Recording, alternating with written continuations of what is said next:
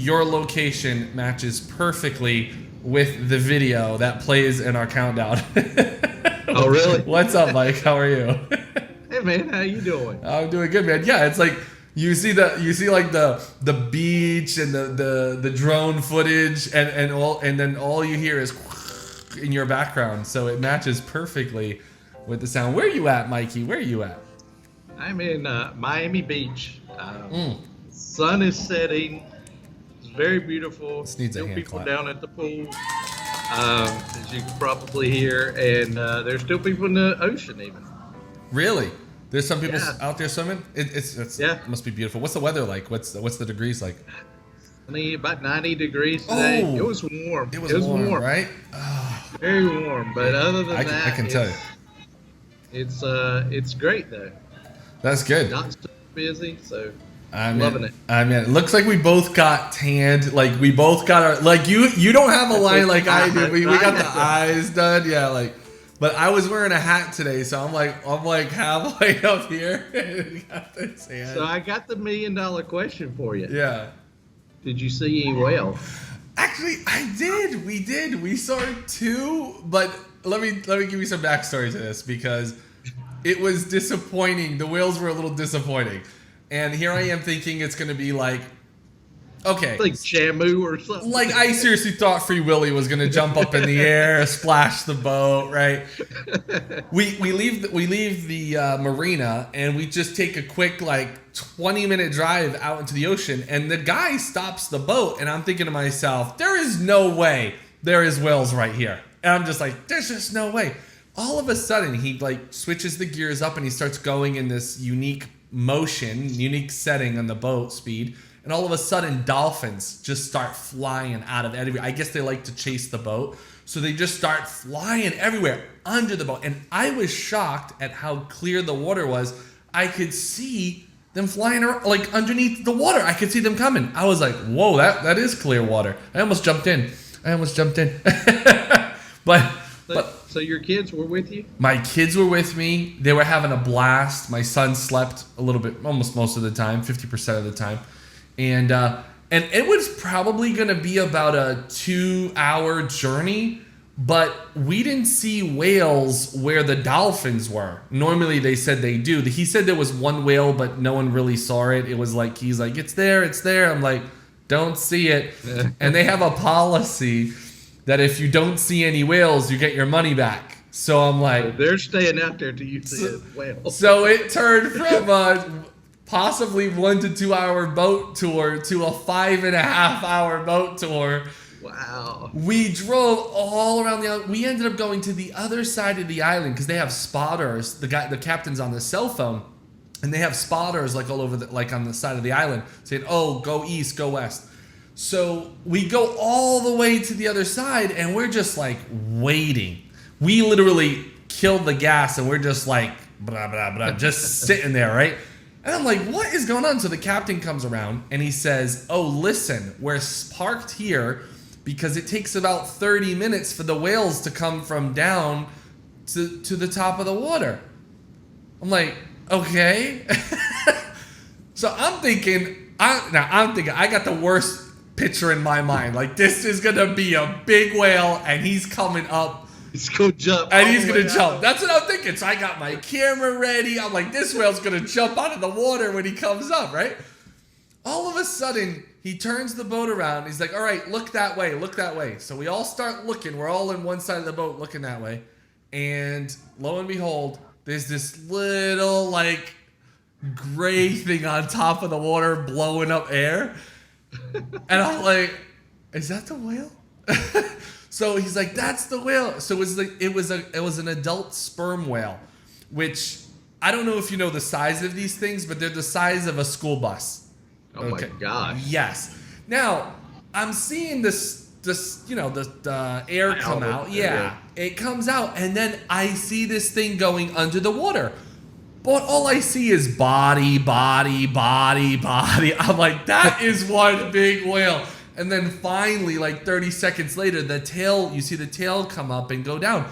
I'm like, guys, everybody was like, that was a big whale. That was a huge whale. And it was no joke. Even when I told my buddy, he's like, you saw a sperm whale? He's like, dude, that's the size of a bus.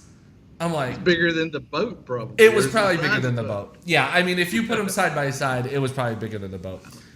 Anyway, that was my, yeah. But there was like over 500 dolphins, though, Mike. Like, no joke. See, I think that's cool there. Just There the was dolphins. a bunch.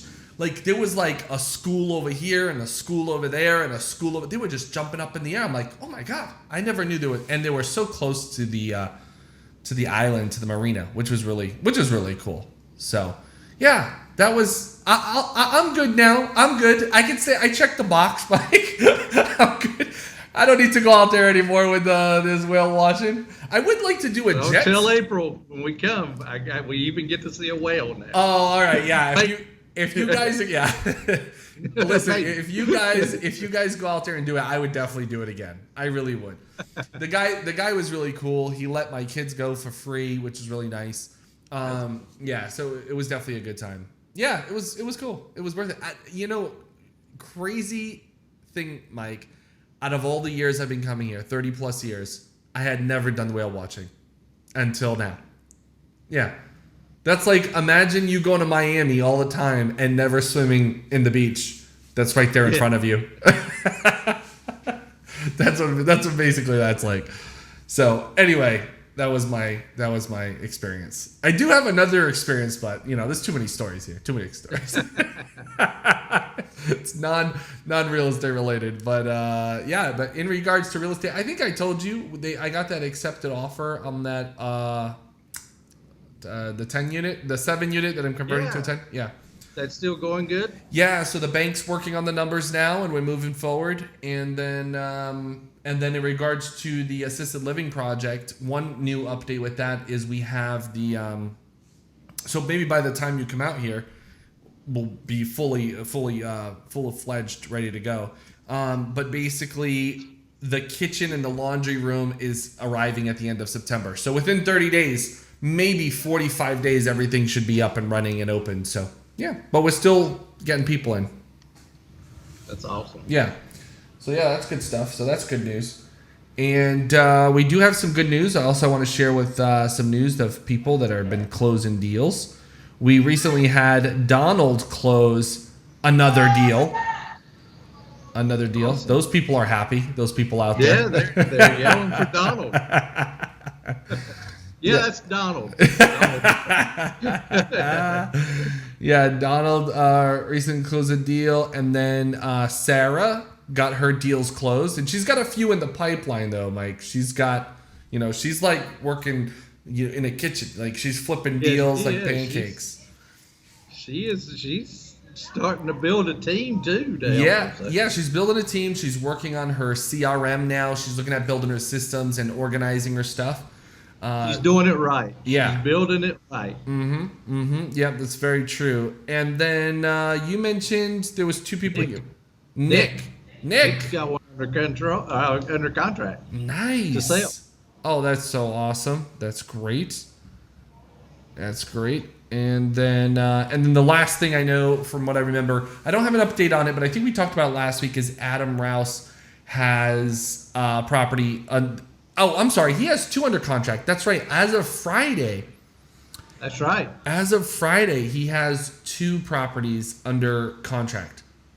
That's, if I recall that correctly. One is off to the EMD, off to the attorneys to close, and there's another one he has under contract. I hope I have all those correct because, there's a lot of stuff going on. That's what's going on. This is a good problem to have. It's hard for us to keep up with all the student deals. Yeah. That's true. Without having them, written in front of you. Yeah, that's a true. good problem. That's true. So that's good news. Yeah, it is good stuff. And then recently we've been talking a little bit about CRMs and staying organized. Yep. And I know there's, that's probably one of the most hardest things sometimes in this business. And I literally just did a video recording the other day about time management and staying organized with time, because, if you let time's the one thing we can never get back. But another thing is that if we're not allocating that time well, then when are we going to get stuff done, right? At the end of the day, that's really important. And I know Sarah is really feeling the impact on that because, she's got a lot of moving parts happening all at the same time. And she's wondering, where do I go? Where do I put my time in place here? Can we just touch on a little bit about your systems? Let's talk a little bit about systems for a few minutes about, processes, maybe your best used tool that you like to use in keeping things organized. Yeah. So, one thing I do and is, I like these, what I call snapshot spreadsheets that help me keep organized with properties I'm selling, maybe properties that are under contract. It just gives me one place to go to and see everything in a snapshot where I don't have to go to the file and dig in it. I can see everything. So that's really, for me, that helps me because I like to see everything. Yeah. I can't say enough about VAs and things. And right before this call today, I actually got a message from a investor that was asking about, hey, I got this thing it's on a finance deal, but they want a title search and stuff. Long story short, the title company wanted like $300 to do a title search. She hired somebody off Fiverr that's doing it for $15, and the VA sent her examples of ones she did. I said, right. You already own the property, so the title's good. You're just trying to get this other person to know that too. So, share that. It's costing you $15. Who cares? Right. Or send that expense on. But there's a lot of things. Just and I think about, like, for example, this week being on vacation, I still have to touch my business, and for me, it's the first thing in the morning when I get up. Let me deal with what I need to deal with that can't be put off. Have a VA assistant that if it's something that needs to be handled this week, he can handle it. Things like that really help me. Obviously, I've taken a more hands-on approach to my business in the last 6 months. But, just delegating out to where you're not feeling overwhelmed. Yeah. That's a big thing. And all that actually helps with organization. I know that probably sounds crazy, but even when I sit down at my desk, before I left out of town, I actually organized my desk because it was mass chaos. I don't even remember from last week. But I feel better. I feel like I get more stuff accomplished. That's so true. By everything being organized. That's so true. Speaking of being organized and what you said going about your day, Donald asked me this question last week. We were on a call together, and he asked me this question. He's like, hey, can you tell me about your day? And I'll tell you what I said, and then you can respond and what you do. He's like, yeah, just can you map out your average typical day for me? I said, okay, well, I can. Right now, it's, my kids are not in school, so I'll give you my rundown. I wake up every morning around 6 a.m., and I don't have an alarm. It's programmed. I don't know why. But I wake up about 6. I'm usually out of the house before 7, and I get to a location. I like to pick a new location every once in a while. It's kind of like I like to either meet new people, try new places, because I hate I hate trying the same thing over and over again because I don't get to explore. It's kind of just like whatever. OC, I don't even know what to call it. Anyway, I'm addicted to finding out new things. So I go there and I read and I get my updated stuff. I read a little bit about real estate news, like what's happening in the trends. Like, for example, this morning, before we went whale watching, I was reading about the new SEC terms and what just came out. So that was my news for this morning, and I just study. Once I get a topic, I'll just read and go through stuff. Then after that, I will, after that morning read session, and that's usually about 30, 45 minutes, I will look at my task list. So I go to my Apple, and I'm literally telling you the same thing I told him. I go to my Apple tasks in my app, in my phone, the reminders app actually, and I go in there and I just start looking at, okay, what's the most important thing? I'll reorganize things, boom, boom, boom. Look at that first. Then after that, what I do is, because I basically have 3 time zones, right? Uganda, Portugal, and United States. I actually work Uganda first.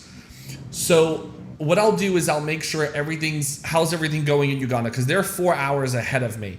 So I'll contact my manager, right? And I'll say, hey, what's going on? What's happening? What's this, that? give me the rundown. So and I told Donald, I said, notice what I said. I contact my manager. I see what's going on. What news does he have? What it's broken? What needs to be fixed? What can we get better on? After Uganda, I focus on Portugal because the United States is still sleeping.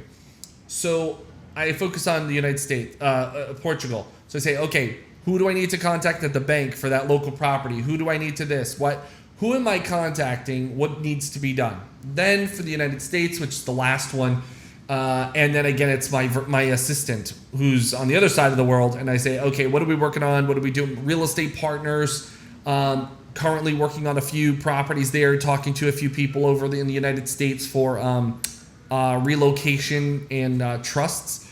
So do things like that, phone calls, boom. That's pretty much my day. And then I told him, because my kids are not in school, I'm not leaving to go pick them up. But what I do try to do in the middle of the day, in between all that, what I try to do is I try to get away about 3 to 4 hours with my kids in the middle of the day, and I like to either go home, take them out for ice cream, go swimming for a few hours. I did this last week like 2 or 3 times. I went for a swim and all that with my kids. Then I went back to the office.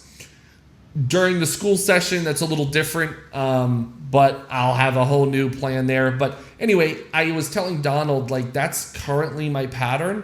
And I think one of the most biggest takeaways I told him is, listen, have either managers or virtual assistants in each of your businesses or wherever your locations and whatever you're doing, because you can't do everything yourself. So that was what I told him. So I'd ask you the same question, Mike. What does your average day look like? Wake up on the beach. Yeah. So yeah, you hit on one important thing that I do in my business, and that's talked about tasks. Organize your tasks, get your task in, put it down, either digitally, on paper, whatever. True. Don't use a legal pad. I was ready to say, don't leave your legal pad in Miami. So, but put everything down to where, because there's something about checking off something on a list when you get something done. I too get up kind of early, maybe not quite as early as you, probably more around the 7-ish. But I work better. I function better in the morning. As the day goes, so true. My mind slips. I guess it's getting old. I don't know. So, I focus on the hard thinking things first. Okay. I do look at my list. I do work on the stuff East Coast wise because I'm on the East Coast. Yeah. And then, if I have stuff on the West Coast or wherever, then I can work on it in the afternoon. Okay. But I try to get my hard things out of the way. So in the afternoon, I'm not really working. I'm working on different, maybe new projects, new mailer type things I'm looking at. Things like, it's usually some newer type project thing. Maybe a project or a business, a new business project thing that I may be working on with other folks or something like that. So that, I tell you one thing I have started doing here recently, and my son actually came in the other day and questioned me like he was my boss, like, what are you doing? I actually, because I know some people find it hard to believe because it seems like I'm at the beach a lot. I am a workaholic. I do work, because it's not like work, Nathan. It's to me, even my wife and kids sometimes will come in the office because I do work from home and say, are you going to be in the office all day or all night?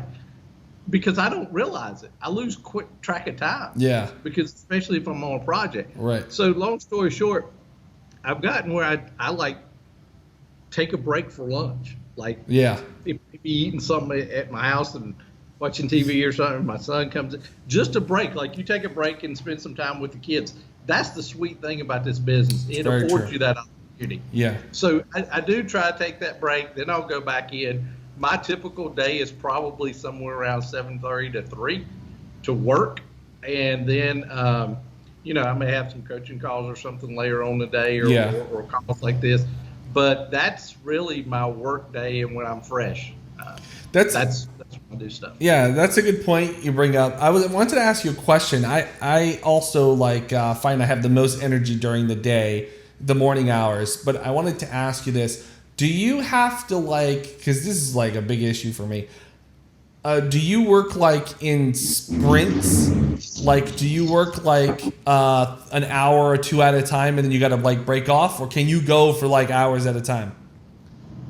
I'm more productive if I work an hour or two and break off for a minute. Yeah.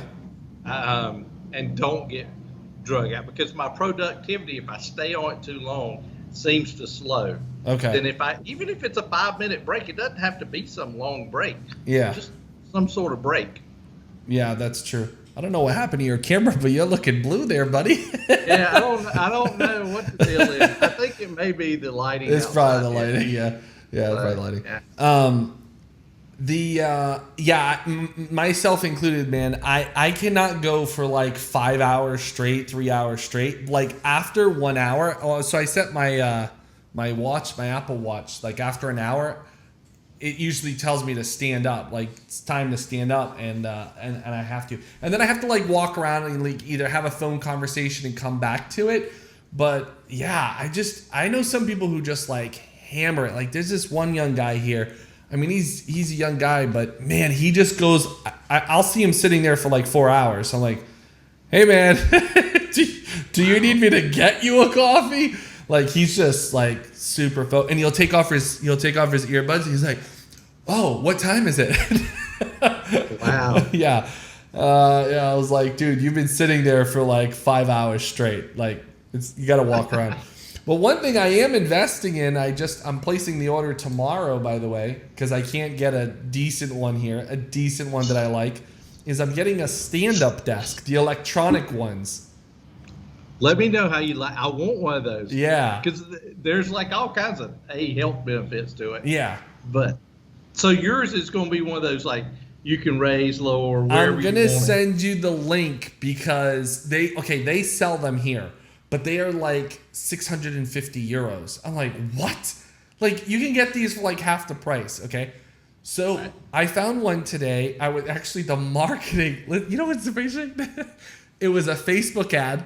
I couldn't take my eye off it. Why? It had a girl standing facing a wall, and she was wearing a white t-shirt with her butt a little. Dude, I had to go back to the ad and say, how did I get to this desk?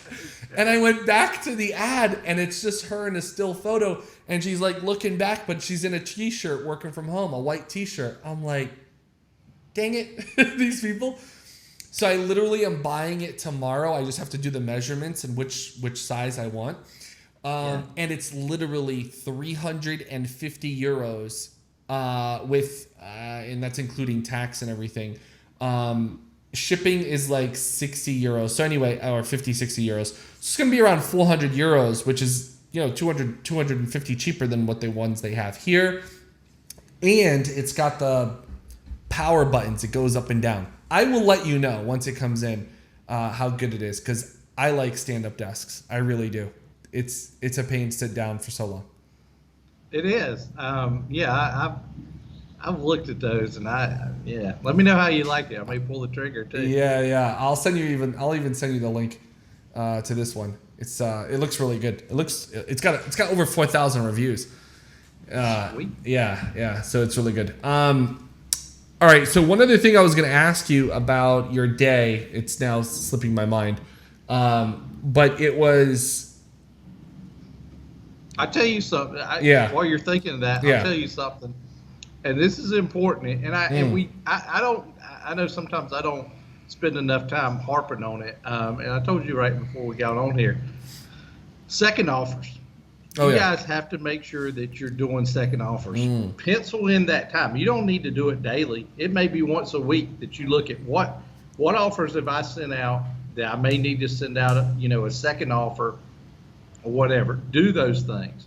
Or, if it's a unique property, you need to go back and try and get under contract again. Things like that. Block off sometime in your week to look at those things. I was sitting on the beach today, and I tried not to check my email a lot down here, but I checked it, and there's this, says parcel number under the subject. I'm like, you got to give me more than that. I got to look at parcels all the time. So I opened it up, and basically it was right before I left. I'd sent out some second offers, and it's, hey, we accept your offer. Just wanted to let you know it's in the mail. My scanner was broke, yada, yada.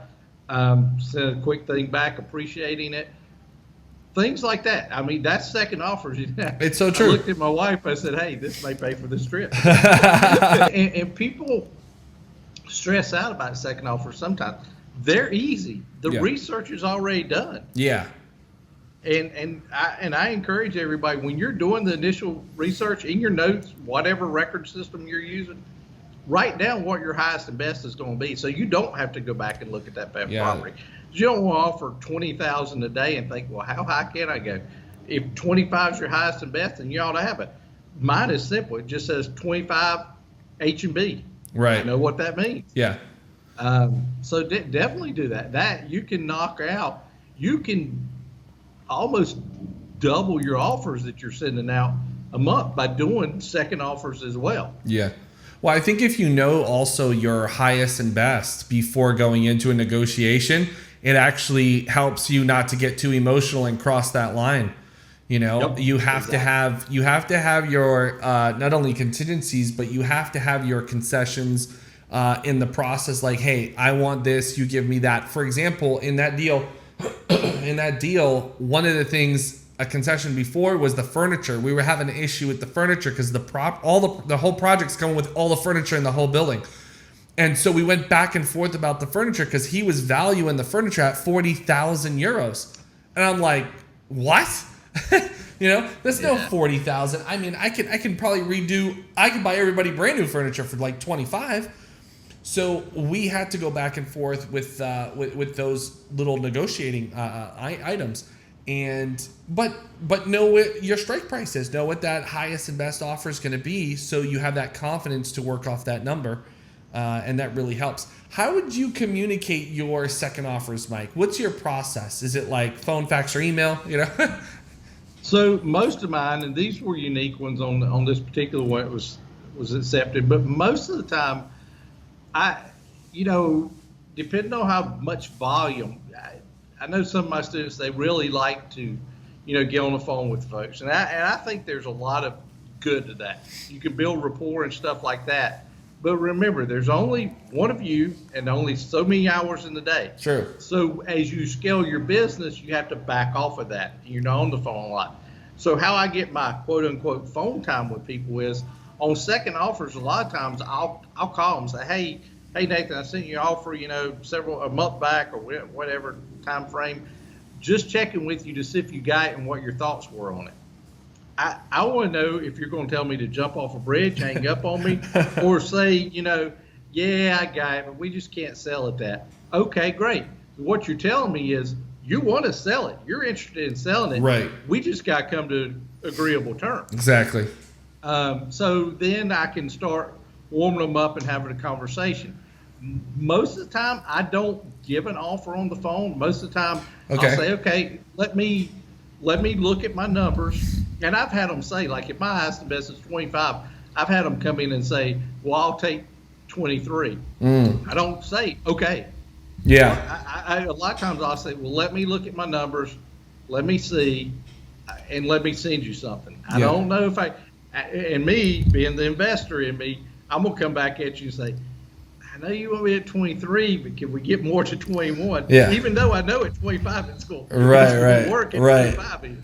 But so I'll do that, and then I'll email them out the offer, and tell them, call me if there's questions, and then we'll go from that on the second offer. Yeah. Sometimes just having it in front of them to read it seems to work. It just adds a little bit more to it. Yeah, that's a good point. Actually, I did mine all in a text. I had to use Google Translate, right? So I used Google Translate, wrote it in English, translated to Portuguese, and I sent it to the owner, actually the trustee of the estate, actually. So sent it to him, and then he agreed to it. Well, at first he didn't even respond to the 350. And 2 days go by, I was like, oh, let me see what's up. And he said, I'm not going to accept this ridiculously low offer. I was like, well, give me another offer. I said, you tell me. He's like, no, I forgot. I could go back to my messages, but it went something like, what were you thinking, like 370?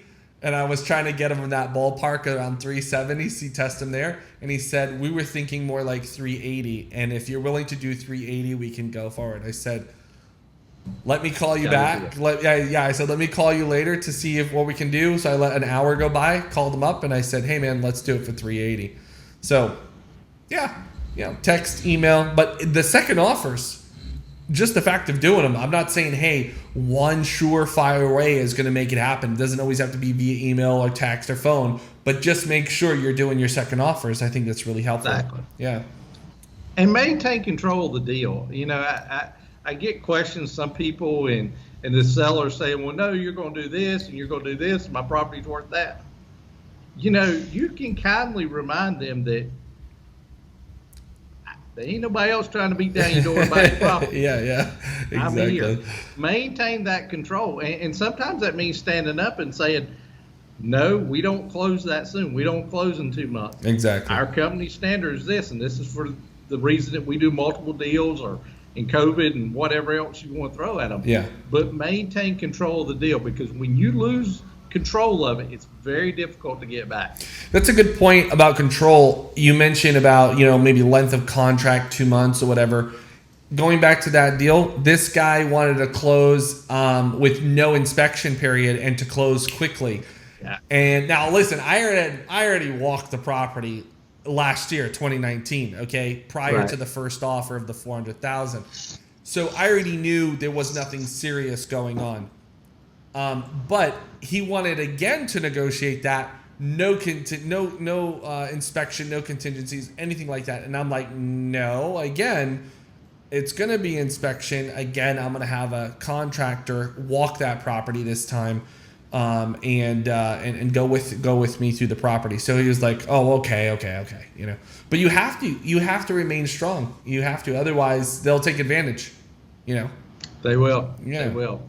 Stay in control. And same way with buyers as well. Sometimes buyers will try to do that on you. Mm-hmm. So definitely maintain control. But the biggest takeaway is do those second offers. They're quick and easy to do. And like I say, I usually block off. Sometimes even if I work on a Saturday, I may block off from like 10 a.m. to 12 p.m. just to call back second offers. Because a lot of times you can catch people during that time and do it. But here's the key thing. If I call you, let's say I call you on Monday. Let's say I block it off on Monday or Saturday. I'll give you a number to call me back. But that following Friday, if I haven't heard from you, I'm still sending you the second offer. Yeah. Regardless. You'll get it. I'm just hoping to get a conversation so we can, shore something up before then. Yeah, true. What do you do in like more, I don't know, they say, oh, we're talking to other buyers, if that pressure is on, any tips there? Like what if they're talking about they have other buyers? That's okay. Have they sent you a contract to sign? I had one student said that they dealt with somebody that said that, oh, well, I just had somebody offer me 65 and I think we were offering 35 or 40. Okay, you should have took that 65. Exactly. Why didn't you take it? Ask them, because a lot of times they may be BSing you. That's true. They may not be. And just stand firm on what you believe. If there's somebody out there that's going to offer more, that's good for the seller. And I encourage them to say, if you've got a stronger offer than I have, this is the best I can do. I encourage you to take it. But if not, we're a ready, willing company ready to move forward. Yeah, that's very true. Yeah, because if you don't take that stand and you don't have a little bit more surety or confidence in the voice, they can hear that. People can pick that up in tonality, especially in audio. If you're calling somebody, you have to be strong. Otherwise, that buyer needs you more than you need that buyer. That's a great way to look at it. Yeah, your buyer needs you more than you need your buyer. And sometimes a lot can change in a little bit amount of time. You'd be surprised. Yeah. Sometimes it's health issues. Sometimes it's tax issues, financial problems. Right now, we're seeing a lot of financial problems, right? There's a lot of people who are going through, really unique times. So people are, letting go a little bit easier right now. And as long as you remain firm and you know what you have, you'll be in a better position. It'll make you a better investor. Another option or another hurdle that we come in contact with a lot of times is, well, my property's listed with a realtor, or I'm gonna list it for a realtor for retail. Okay. What I do is I'll put on my calendar, call them back in 3 months, and I'll put some notes on it, and I'll call and say, hey, Nathan, I know you listed your property about 3 months with a realtor. What did he get for that property for you? Mm-hmm. I know, I'm not going to call if he did sell it. Yeah. But if he didn't sell it, I know that when I call, and that's going to force you to tell me, well, my realtor couldn't perform. Yeah, exactly. Well, here I am again. Yeah, that's so true. For you. No, and it's so true. It's funny you mentioned about, maybe a realtor not performing. It reminds me, I have this contract right now. So it was a 6-month contract with this agent that was supposed to sell this property. The contract has expired. I knew it's expired. It expired last month. And I've been messaging her. I've been saying, hey, we need to chat. The contract is expired. I want to confirm it's expired, right? Nothing. Doesn't even chat me back. But when she was trying to get the listing, she wouldn't leave me alone. She would not leave me alone. She'd call me. Now I'm getting exactly, and I need that written confirmation. Here in Portugal, there's a process. You need a written confirmation. Can't even get a hold of her. She doesn't even want to message me back. I was like, really? That's too funny. Yeah. So it's true though, but sometimes agents don't perform, and nothing happens, and then they come back to you, right? They come back to the new offer on the table. That's very true. Happens all the time. Good. All right, Mike. I think that's about it. We didn't have many questions today, but that's okay. We got a lot of success, and we covered our basis of organizing our lives, keeping it systemized. And I know we're going to have some future conversations about CRMs. It's one of the biggest things that comes up in our pipeline. We got a few new things that we're testing out. So, yeah. Other than that, any final words from the beach, sir? Just keep in your business. Do something in your business. If you want to take some days off, that's fine. But make sure your business is taken care of. And there's some days that I don't want to work a lot in my business. I may go in and check emails, and that's it. And I may go play golf or whatever I want to do. You're kidding. Yeah. But my wife, it's funny. I tell you, I say, I work really hard to get where I am. Yeah. And this is one of the benefits of doing that. She's big about it because I spend more time at the beach than she does. And she's like, I'm jealous. I would do the same thing, if I could do it in my business. So, you got to enjoy life. I mean, that's the bottom line. Enjoy your life. You're here for a certain amount of time. That's so true. Enjoy it. That's so true. Yeah, when you're working, put in the most time you can, get the most out of it, and then enjoy the rest of it for sure. That's true. Good stuff, man. All right. Wealth of knowledge coming over from Miami. Yeah. All right, man. Enjoy yourself and your rest of the time at the beach, and we'll be talking to you soon, and we'll see you next week. See you guys. All right. See you.